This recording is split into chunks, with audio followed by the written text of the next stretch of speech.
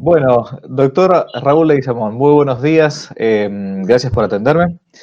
Por las dudas, el que no lo conoce, el doctor Raúl Leguizamón se doctoró en medicina, es médico en la Universidad Nacional de Córdoba, Argentina, y cursó sus estudios en las universidades de Estados Unidos, de Alemania y de Japón. Y durante 22 años ha ejercido como anatomopatólogo del Hospital San Roque de la ciudad de Córdoba, cuya comisión de bioética también es miembro. Docente de histología, embriología y genética y anatomía patológica en la Universidad Nacional de Córdoba. Y durante 15 años, probablemente casi los últimos 15 años, ha sido el director del Instituto Creacionista de la Universidad Autónoma de Guadalajara, en México, además de ser investigador del Centro de Estudios Humanísticos de esa casa de estudios. Yo he conocido al doctor Leguizamón hace más de 20 años, creo, cuando todavía era un joven estudiante, por conferencias y sobre todo por sus libros que he leído he tratado de leer y divulgar con mucha avidez, entre otros el famoso, al menos el que yo leí primero, fue Fósiles Polémicos. Después vendrá La ciencia contra la fe, En torno al origen de la vida, y el mono se convirtió en hombre, la superstición darwinista. Es decir, el doctor Raúl Leguizamón se ha dedicado, al menos en el ámbito de Hispanoamérica, a el trabajo o intentar estudiar lo que es este fenómeno del evolucionismo, que tanta mella ha hecho en los ambientes periodísticos, en las escuelas, en las universidades, y con lo que tanto se machaca. Por eso es un tema que él ha estudiado toda su vida, hasta el hartazgo, hasta el cansancio, me consta, pero como no mucha gente quizás conoce y como el público se va renovando, mi idea era hacerle esta pequeña entrevista para conocer un poco su obra. Bueno, gracias por recibirnos en primer lugar, doctor. No, por favor, padre, gracias a usted. Bueno, yo si tuviera que explicarle a un joven veinteañero qué es el evolucionismo, usted como estudioso en la materia, después de tantos años, ¿qué le diría? Este muchacho tiene en la cabeza, pongámosle Juan Pérez, tiene en la cabeza que uno viene del mono, ¿no? El hombre ha ido, entre comillas, evolucionando, y es lo que ha recibido toda su vida en el colegio, incluso colegio católico, ¿no? Eh, y en las universidades. ¿Qué es el evolucionismo, doctor? Es una teoría de la evolución, una teoría, más precisamente es una hipótesis, pero bueno, hagamos una concepción lingüística. Es la teoría según la cual todos los seres vivos se habrían originado a partir de una o unas pocas formas vivientes originales en el curso de millones de años y a través de pasos sucesivos de transformación de unas especies en otras, y del origen del hombre viene a partir de lo más parecido a él, según los evolucionistas que hay, que sería el mono. Darwin no se planteó el origen de la vida, para nada. Los darwinistas modernos sí, pero Darwin no, por eso dice, a partir de unas pocas formas vivientes originales. Es decir, da por supuesto esas pocas formas vivientes que son vida y habría que explicarlas. Pero él no se plantea eso, y plantea el tema de las transformaciones que me interesa mucho, y claro, porque este es un poco la espada para llevarla a la gente a la dialéctica y ponerla firme. Transformaciones de una especie de otras. Porque si no empieza el delirio, evoluciona. ¿Qué evolucionan? Por favor, se transforman las especies unas en otras. Por eso que en francés la teoría de la evolución se llamó transformismo, nombre mucho más acertado. Y en alemán, teoría de la descendencia. Es decir, pero todo esto, insisto, millones de años, porque se regalan gratis acá los millones de años, y finalmente el mono se habría transformado en hombre. Transformado, es decir, la misma sustancia de una especie, por una serie de mutaciones y cambios al azar, se transforman en otra especie. Esa sería básicamente la teoría de la evolución. En su versión materialista, que es la predominante, es decir, acá fíjese el papel de un Dios creador, o digamos de una inteligencia, no aparece para nada. Es una Claro. cosa prohibida. Ujú. Eh, por eso, bueno, quise puntualizar esas dos o Bien. tres cosas en cuanto a la definición de teoría de la evolución, ¿no? Usted se ha dedicado casi gran parte de su vida fuera de su profesión de científico como médico a este tema. ¿Qué fue lo que lo motivó? ¿Por qué? Porque siempre hay una causa por la cual uno dice, bueno, me voy a meter a Sí, estudiar este tema. se lo digo muy claramente. Allá por el año 81, cuando el mundo era joven todavía para mí, yo ya venía a este tema, no sé, siempre desde que estaba en Estados Unidos haciendo el bachillerato, empezó a interesar y me atraía. Y digo, acá hay algo que no explica de todo esto.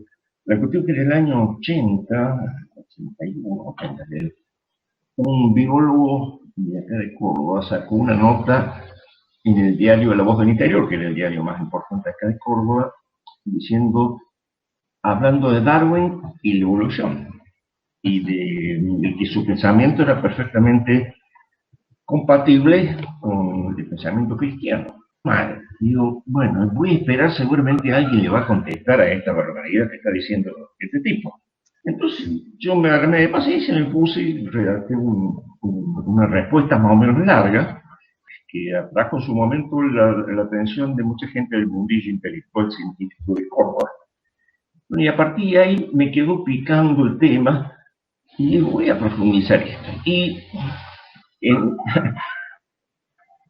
a manera de expiación por los mercados me fui metiendo en el tema. Y me puse a estudiar los fósiles. Digo, fósiles seguramente uno piensa en evolución y piensa en fósiles. Piensa en fósiles y piensa en evolución, ¿verdad? Entonces digo, me voy a poner bien sólido en esto, pero realmente no tenía una postura tomada todavía en profundidad. Y la cuestión es que me empecé a meter, y cada vez que me metía más en tema, yo digo, ¿qué es esto? Esto es un delirio. Es cuando empecé a escribir Fósiles Polémicos en el año 81, Ujú. que me llevó 3 años de intensa Es un búsqueda libro que yo bibliográfica, leí, me acuerdo cuando era joven y fue el que me sacó, me sacó del estudio, closet evolucionista, entre y yo comillas. veía que las cosas no encajaban. Hay un punto que no siempre todo el mundo entiende bien, que, y esto es alguna vez lo hemos conversado con algunos amigos, que uno va al catecismo cuando es chico y le dice el catequista, en el mejor de los casos, que uno viene de Adán y Eva, los primeros padres, nuestros primeros padres, ¿no? Y resulta que a la misma hora, o al mismo día, en la clase siguiente, en el colegio, pongámosle bien, la profesora de biología, y nos dice que venimos del mono. Y no relacionamos eso. O sea, pero ¿cómo? Exactamente, Una especie de esquizofrenia exactamente. intelectual. Son groseras incoherencias propias de una hipótesis falsa. Esto le duele mucho, o se ponen iracundos los evolucionistas, pero es verdad. No tienen ni siquiera una definición concreta de qué es selección natural, fíjese, que es una tautología, entre otras cosas. Sostienen cosas disparatadas, es decir, ya voy quemando etapas, ¿no? Ya publiqué fósiles, después publiqué en torno al origen de la vida, donde me meto en temas de bioquímica y definitivamente que hacía falta una inteligencia para crear el código. Código es imprescindible, es impensable sin una inteligencia, decía Jacques Monod, nada menos. O sea que digo, no hay ninguna duda que una inteligencia actúa sobre la materia acá en forma que no sé, ni creo que sepa nadie, ni sabremos, para producir un código. Un código no puede aparecer al azar. Pero bueno, los evolucionistas al parecer pasan siglos sobre estas cosas y no prestan atención a las objeciones. Todos lo solucionan diciendo, bueno, lo que pasa es que es un biblista. Yo por eso nunca me asumo como, no me gusta usar el término creacionista para definir mi postura, porque inmediatamente lo asocia, sobre todo en Estados Unidos, con creacionistas bíblicos, es decir, literalistas bíblicos.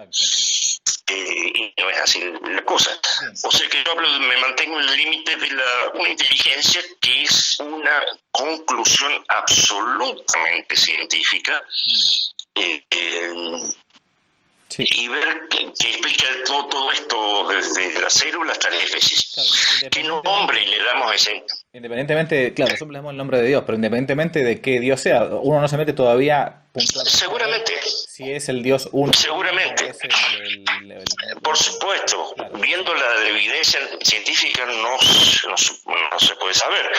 Un científico no puede ir más allá de la evidencia de que hay una inteligencia. exacto, ¿Qué nombre le ponemos a esa inteligencia? Es decir, ¿qué atributos le damos? bien, Es reflexión del filósofo y del teólogo, ¿no es cierto? exacto, correctísimo. Pero la cuestión de la inteligencia es completamente legítima con Claro, sí. este planteo científico. Campos Pero los darwinistas epidemiológicos. no quieren saber nada, ¿no? Se ponen muy furiosos. Yo he visto cada polémicas brutales en Estados Unidos Sí. y pues México también sobre este tema, no aceptan. Yo creo que Pero ya les digo, no pueden.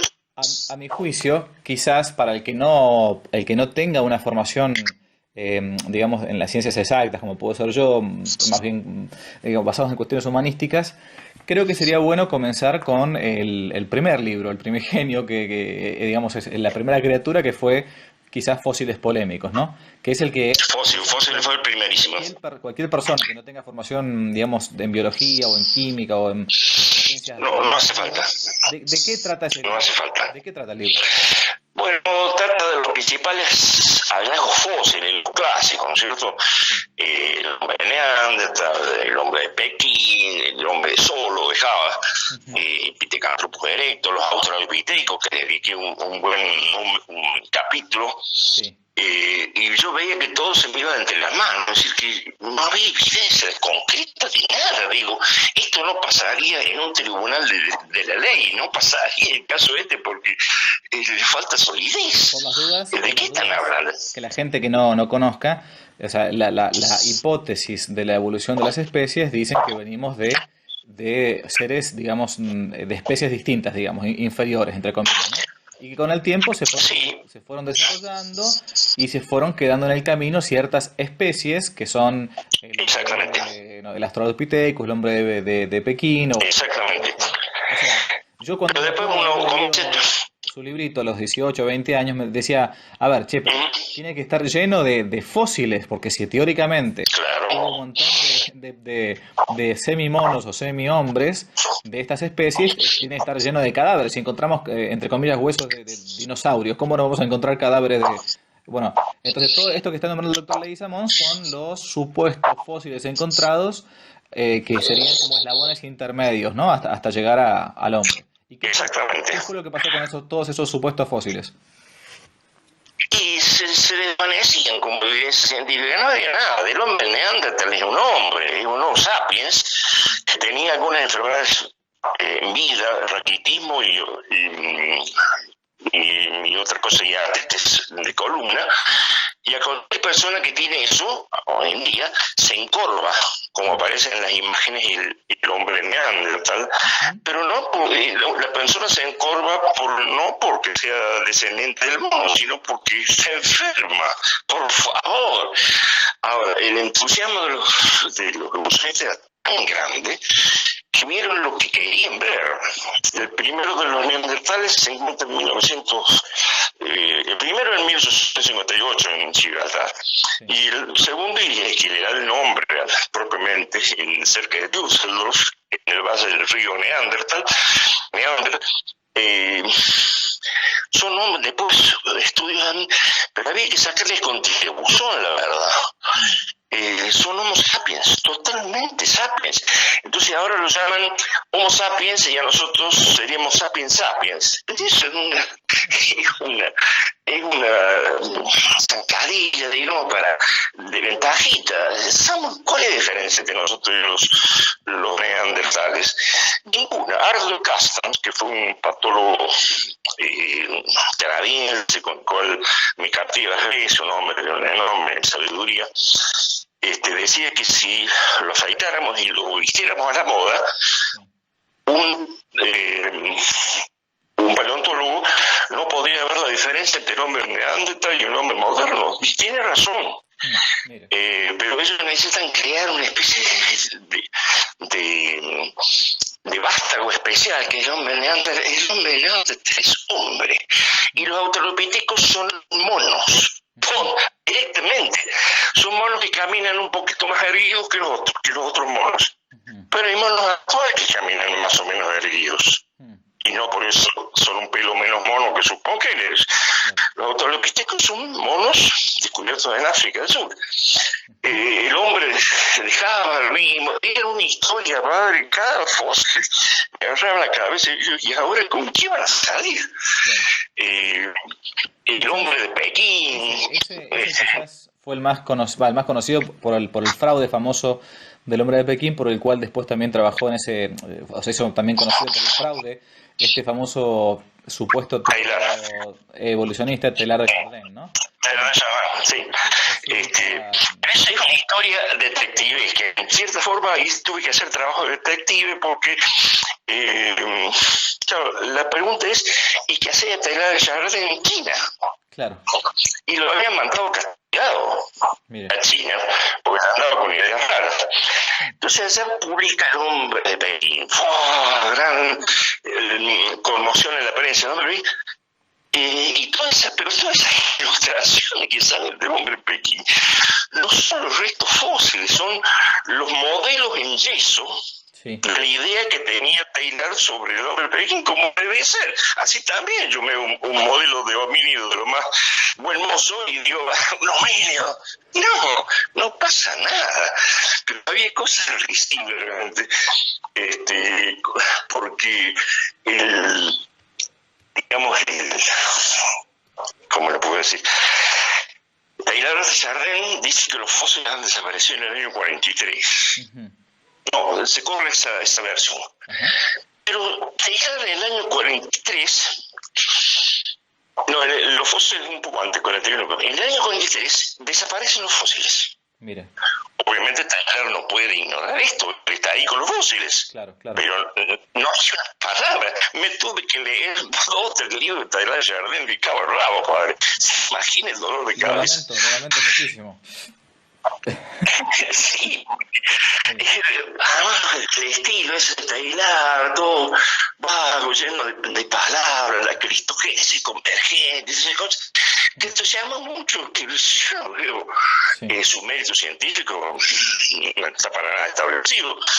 Peter Medawar, que fue el primer Nobel de Química, decía, francamente en Teilhard no encuentro, dicen que es un poeta, un científico y místico, dice, no encuentro el vuelo de un místico, pero tampoco el rigor de un científico. Y es verdad, pero es muy difícil en los ámbitos académicos expresarse así, porque comienza la gritería.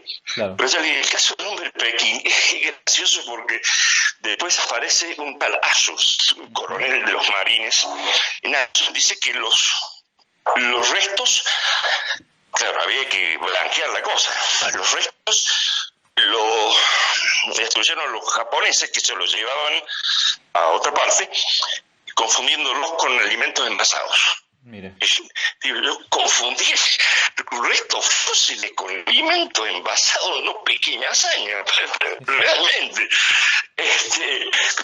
Parece hubiera dicho que si habrían hecho un sabroso puchero con los huesos sería más lógico. Claro. Por las dudas, para los que nos están escuchando, todo el libro, Fósiles Polémicos, es ir tocando capítulo por capítulo los supuestos o más conocidos supuestos fósiles, donde lo más importante, donde se encontraría supuestamente el eslabón intermedio, el eslabón perdido, para llegar después a lo que somos hoy por hoy los hombres. Ahora, una pregunta que yo siempre me hice por un afán histórico, ¿no? Es que cuando uno lee a los griegos, uno lee a los romanos, a los grandes filósofos, en ningún momento en la mitología o en la filosofía greco-latina, y esto no hablamos acá de cristianismo, justamente acá no quiero tocar el tema puntualmente desde el punto de vista teológico, ¿no? No se encuentra jamás con este disparate de que uno viene de un ser inferior. Al contrario, se encuentra con lo contrario, que uno proviene más bien de una estirpe de los dioses, como podría decir Virgilio. Digamos, exactamente, ¿no? Lo que decía Platón respecto de los antepasados de ellos, que estaban más cerca de los dioses que ellos, como habrán sido. Ahora, el punto es interesante, es cuándo comienzan estas hipótesis o entre comillas teorías de la evolución, y quizás corríjame, pero desde lo histórico, ¿no habrá sido a partir del siglo XIX para intentar justificar un tema de poderío racial de ciertos países sobre otros? No le quepa duda, padre. Esto nace, por supuesto, el epicentro de esto es Inglaterra. Y había reproducciones que se hacían en esa época, padre, y más acá también, de cráneos, un cráneo de un gorila, el cuadro de el modelo, digamos, de un gorila, el modelo de un chimpancé, un modelo de un irlandés, y luego un modelo de un inglés. Es decir, la evolución llegaba así a la perfección. Un gran Loren Ashley, un gran patólogo americano, decía, con sentido del humor, parece que todos los seres de los pueblos sometidos al Imperio Británico eran subhombres. Esa sí te la pongo. Y tienen razón. Por eso le digo, acá no hay nada de rigor científico. Esto no es como la física o la química, que tiene un rigor maravilloso. Esto es el reino del que se inventa el mejor descubrimiento, y hasta luego no hay control de calidad en los hallazgos. Durante muchos años, por ejemplo, no salía nada, que habían desaparecido los restos del hombre pequeño. Pues es que el lector que no está alertado cree que eso que está viendo son restos del fósil, son modelos en yeso, hechos en base a la idea que tengo. Así le digo, padre, una serie de cosas realmente locura. Recuerdo hace un tiempo haber leído el famoso caso del pobre pigmeo Ota Benga, un pigmeo del... Ota Benga, sí señor. Al pobre pigmeo lo llevaron y lo encerraron en el Museo del Bronx, zoológico del Bronx, junto a otros antepasados nuestros, un gorila, un chimpancé. Ahí lo tenían el pobre Ota Benga. Y no fue el único caso. Y después cuando lo largaron, estuvo por ahí, se mató. Por las dudas, los que lo conocían, es un pobre pigmeo, un negrito, digamos, que lo cazaron. Era un negrito, pero claro, es que imagínense si actualmente viéramos restos de un Homo sapiens y de un pigmeo, que también es sapiens, ojo. O digan, dos especies diferentes, no, que la especie es plástica, eso es lo que les cuesta muchísimo admitir a los evolucionistas. La especie es plástica y se adapta a muchas formas dentro del plan original de los tetrápodos y de los branquimanos, pero la especie es plástica. Ahora tiene un límite, sin duda, pero es muy plástica. Sí, ahora... Y así que ya le digo... creo que está bueno distinguir digamos, lo que llaman, entre comillas, la microevolución o la adaptación a la misma especie, que es justamente esto, con la llamada macroevolución, que intentan esto, que es un transformismo puro, que es un traspasar de sustancias y especies. Incluso ese término a mí no me hace gracia, porque queda en la microevolución. La gente dice, bueno, será una evolución a pequeña escala. Claro, entiendo. Y no es una evolución a pequeña escala, es nada, es un fenómeno de adaptación. El caso típico es la polilla de la abedul, la Vistomethularia, que antes de comenzar la revolución industrial en Inglaterra, había especies oscuras y claras.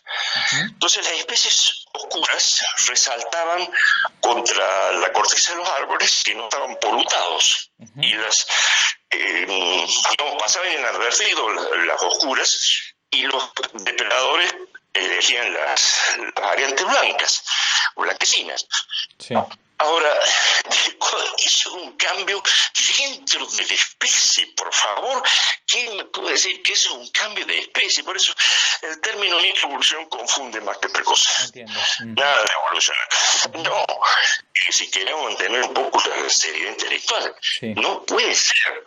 Y bueno, el ejemplo de la Vistomethularia fue famoso en el año 78, me parece, un número entero del Scientific American sacó una foto precisamente de las ilustraciones, y después se han ido más allá muchos críticos. Parece que a las polillas de la abedul la clavaban, es decir, estaban muertas, pero las clavaban en la corteza para simular que estaban ahí viviendo. Yo digo cosas increíbles, no sé qué pasa en otra disciplina científica. Ahora, la cuestión es que... Sí, perdón, continúe. Sí. No, eso nomás quería decir. La presión académica es tan brutal. Sí.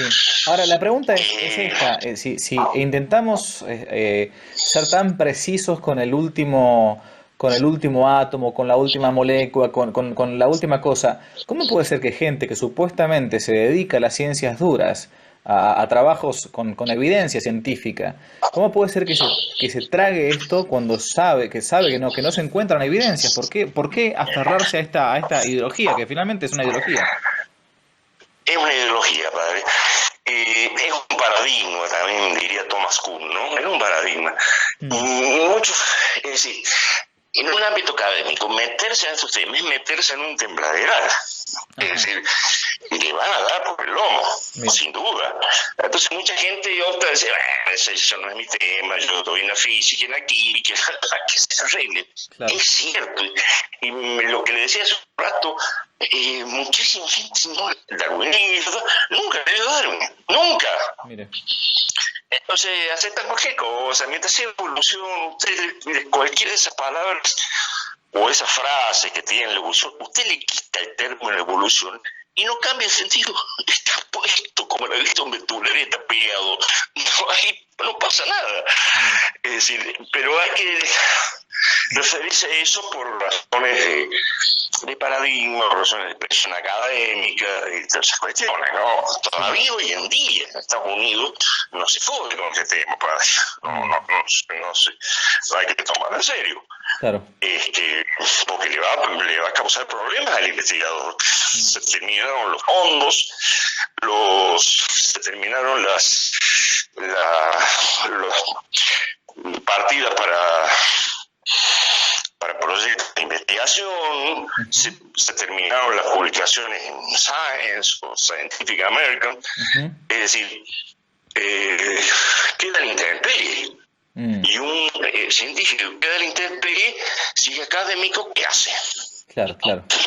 Es un problema serio, ¿eh? Sí. Es un problema serio. Yo digo, todavía está esto. Mire. Ahora, parece increíble, ¿no?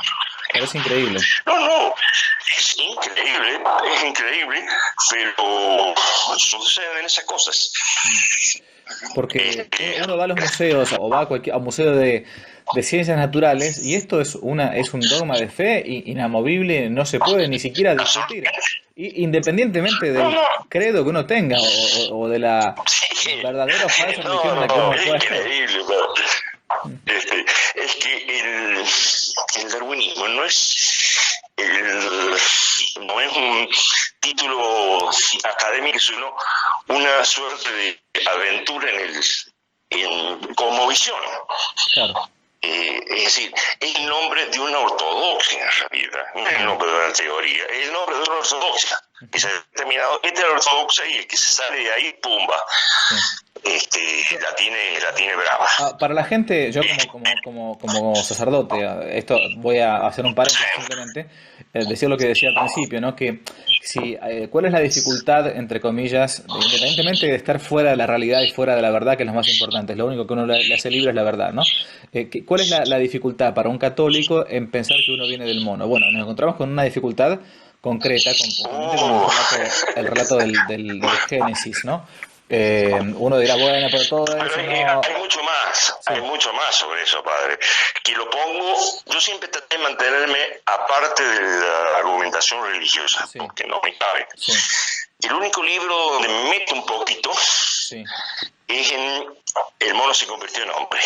Y demuestro que una insensatez total plantear que Dios puede haber hecho semejantes estragos. No puede ser.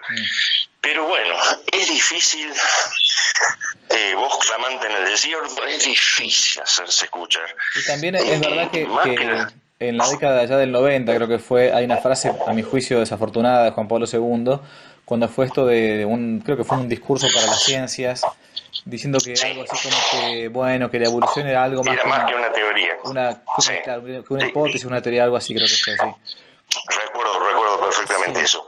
En realidad, si uno vamos a buscar culpable, el primero que comienza, a mi juicio, a derrapar es Pío XII.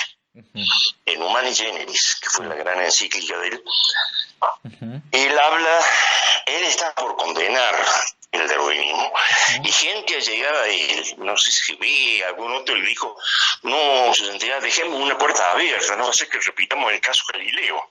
Claro. Entonces la forma en que Pío XII se despide es concesiva, pero hasta cierto punto, porque al final del párrafo da media vuelta y vuelve a la ortodoxia. Claro. Pero el primer documento es Humani Generis, pero eso al principio a mí me lo refregaban en la cara cuando daba conferencias sobre ese tema, Claro. hasta que agarré el Humani Generis y la leí y digo, no, claro, es una mera concesión lingüística, por así decirlo. Dice, no, sería una hipótesis no del todo descabellada, pero... y vuelve a decir lo mismo. Sí. Esta es la verdad.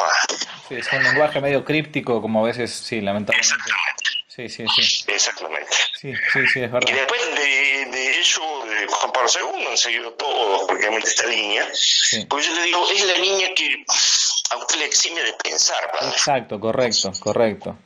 Sí, Totalmente. por eso creo que el Ahora, tema si de la lo evolución usé, hace bien usted en no meterse con el ámbito religioso, justamente porque si no es atacado por esta parte. Creo que es suficiente con el ámbito científico. exactamente. Hola. Sí, creo que es más que suficiente con el ámbito Sí. científico. Exactamente, pero ya le digo, hay tanto delirio en extremismo que cuando yo me agarraba la cabeza como ustedes que digo, no puede ser que digan esto. Y sí, lo dicen. Ujú. Después el hombre de Piltdown, que fue un invento de Cabo Rabo, el cual también estuvo Taylor de Chardin, el hombre de Piltdown. O sea, que sacaron un cráneo, el cráneo era aparentemente moderno, y la mandíbula era siniestra. Y era moderno porque lo habían sacado del cementerio Claro. de Piltdown. Claro.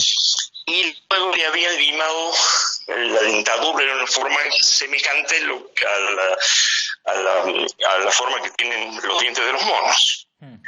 Y lo cavaron y lo pusieron ahí. Y al otro día fue Taylor, como que no quiere la cosa, y dice, ¿por qué no cavamos acá? Y justo encontraron el hombre Pildo. Y yo, imagínense, padre, ¿qué seriedad hay en todo esto? Sí. Es tremendo. Y el hombre Pildo pasó sus buenos 50 años en la vitrina. Hasta que Albert Marston, un odontólogo y un aficionado al tema, dijo, esto es un delirio. Esto es un Homo sapiens y esto es una mandíbula de chimpancé y las cosas no pertenece al mismo ser. Esto es hallazgo, fíjese. Un aficionado le tuvo que decir, porque antes en el Museo Británico de Historia Natural toda la extensa entrada que tiene una galería grande estaba representado para la posteridad una pintura sobre el momento culminante de la historia humana en que se descubría el hombre Piltdown. De esta forma la gastan. Es increíble porque el que no se metió en tema puede decir, no puede ser que mientan tanto. Mire. Sí puede ser, padre, y de hecho lo hacen. Qué bárbaro.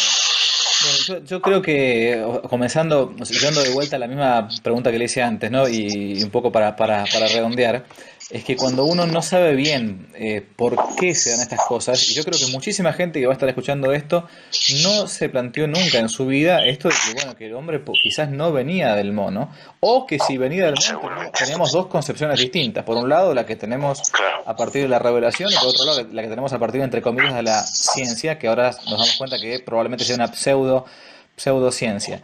Ahora, claramente, como decía usted recién, tiene que haber una intencionalidad política por la cual todavía al día de hoy se siga machacando con el tema este, Yo creo que sí. porque de ese Yo creo modo que sí. son los ingleses o los norteamericanos o los alemanes o los franceses gente evolucionada, y el resto de los países africanos, tercer mundo como Hispanoamérica, nosotros somos supuestamente subdesarrollados y por lo tanto tenemos que Claro. obedecer a ellos porque son los más Obedecer, evolucionados. por supuesto, padre, por supuesto. Les integra hace un rato la frase de Lorinay, se les decía a todos los pueblos sometidos al dominio colonial británico, parece que son sus hombres. Es decir, Lorinay es un tipo muy inteligente de la Universidad de Pensilvania. Así que, pero es así, padre, es una cosa es tan grande la mentira que no se nota.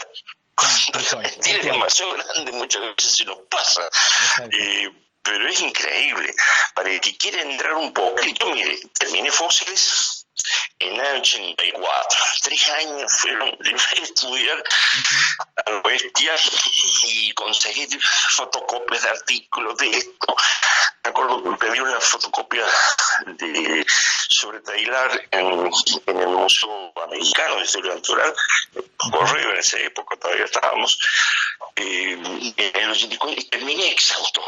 Yo nunca más me meto en ese tema porque me voy a volver más loco de lo que mis amigos creen que soy.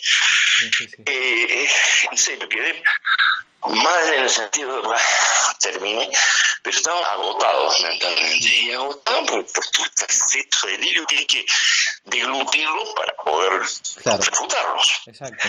Así que cuando de la costa de Editorial Hispanidad se comunicó conmigo allá por el año en los 90, diciendo que había leído mi libro de joven, Fósiles, y que ahora tenía una editorial que quería hacer una nueva edición de Fósiles. No me pida eso porque no puedo.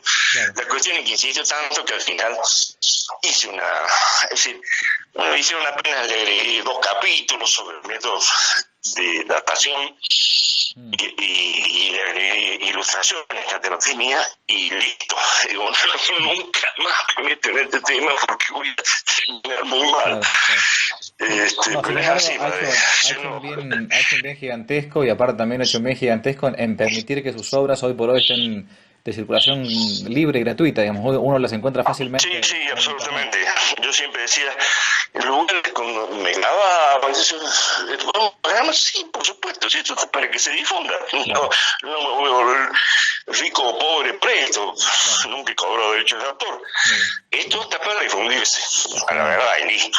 Sí. Bueno, pero créanme que bravo. Quería agradecerle enormemente. Yo, le repito, comencé desde jovencito a leer sus libros, después la ciencia contra la fe, todos los libros suyos, la verdad que son una delicia, porque aparte, extrañamente, que los médicos, que su formación inicial no están como acostumbrados a escribir, usted escribe con un lenguaje tan pero tan sencillo que cualquier persona lo puede entender. Por eso es muy recomendable que la gente lo conozca. Yo me acuerdo que en el primer tomo de mi libro, Que no te la cuenten, creo que fue el primer capítulo, publiqué justamente un resumen citando todo el tiempo su libro, que fue simplemente lo original mío, es un resumen de su libro. Es el primer capítulo donde trato de presentar y remitir a las obras de Fósiles y demás. Pero yo quería aprovechar y agradecerle públicamente, porque más de una vez me dijeron, padre, ¿por qué no lo entrevista al doctor Raúl Leguizamón? Que la verdad que se ha ido tantos años de su vida con este tema, y muchas veces en la lengua hispana la gente no sabe a qué libros acudir. Bueno, acá tienen los libros de Raúl Leguizamón. Tenemos una escasez imperdonable de libros sobre el tema. Sí. Tendría que haber mucho más. ¿Cómo puede ser que en Argentina, un país católico, digamos, en principio, solo 2 personas, el doctor Díaz Araujo y yo después, hayamos tomado este tema más o menos en serio? Tendría que haber mucha más gente, pero bueno, no todo se siente con ánimo de hacer. En cuanto al estilo, siempre me preocupé de escribir para el hombre de la calle, digamos, no buscando los paleontólogos y todas esas cosas que me he dado cuenta que eran delirantes, sino escribiendo lo más sencillamente posible para la gente común. Recuerdo de poco tiempo de editar Fósiles, como yo invito al diálogo, a impostar personas, como que persona que desee hablar sobre este tema, me recibo una carta, fíjese, todavía estábamos en época de correo, de un empleado de correos de Córdoba, diciéndome que con errores de ortografía, incluso que le gustó siempre el tema, pero que siempre se había sentido cohibido y no entendía nada de lo que había, y que gracias al libro había entendido de qué se trataba, lo cual me dio una alegría enorme, realmente. Pero bueno, llegué ahí donde me proponía. Correcto. Y otro alumno me decía, un ex alumno, doctor, usted escribe como habla. Claro. Es decir, al escucharlo a usted me parece que al leer el libro me parece que estoy escuchando a usted. Mira. Y bueno, sí, he tratado de darle ese matiz a toda mi publicación del tema, porque estamos enfermos de palabrería y de todas cosas rimbombantes. Por Dios, la verdad no necesita artificios. Sí, yo le agradezco muchísimo el tiempo. Hemos tenido, para la gente, estamos haciendo la comunicación de la vía telefónica porque hemos tenido varios problemas técnicos. Darwin metió la cola acá. Entonces, Sí. pero finalmente pudimos terminar de modo telefónico. Le agradezco de modo público ahora, para la gente que va a estar escuchando, y de vuelta recomiendo enormemente los libros de Dr. Leguizamón sobre todo el tema de evolucionismo, porque hay una enorme franja de gente, digamos, bien pensante, incluso algunos que ni siquiera sean católicos practicantes ni nada, que les interesa el tema y pueden adquirirlos directamente vía internet, ¿no? Se encuentran de modo libre. Doctor, muchísimas gracias por su tiempo. Padre, que Dios lo bendiga muchísimo. Y le agradezco de vuelta toda la obra que ha hecho. Muchas gracias. Adiós. Dios lo bendiga. Gracias a usted, padre. Si le gustó el video, no olvide darle me gusta, suscribirse, activar la campanita y comentar. Para nuevos temas pueden dejarlo aquí abajo como sugerencia en los comentarios. Y también pueden seguirnos en nuestro sitio web donde tocamos temas de actualidad, de apologética y de formación. Dios los bendiga, que no te la cuenten.